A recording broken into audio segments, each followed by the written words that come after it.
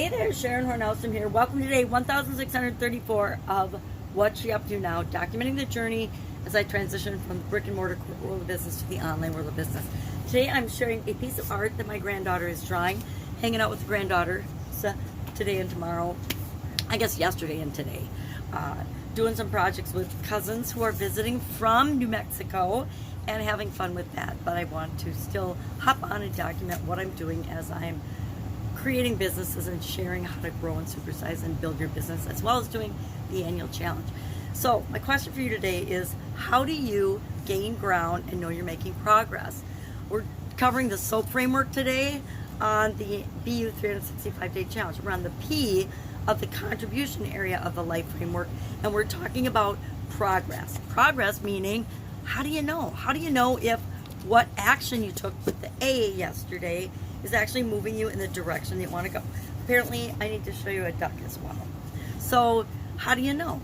And our idiom for supersize your business today is to gain ground. Gain ground is been around since the 1800s. Not even sure I said that on supersize your business, but it means to make progress, to advance, to move toward what it is that you want to achieve with your business. So I shared 7 different ways that you can add value to your business, and by adding value to your business, you will gain ground and grow and supersize your business. And different ways. You can do marketing initiatives, you can do sales efforts, you can do projects, you can do pushes, you can do different offers, you can target different people with different offers, you can have different things and promotions that you do during the year, etc. And then the 7 different ways, faster, better, add value, customer experience, changing lifestyles, taking those into account, increasing convenience, increasing your customer service, offering plan discounts, etc. So there's always ways, but you have to have a way to look at the results and know if here's the gap between where we are and where we want to be.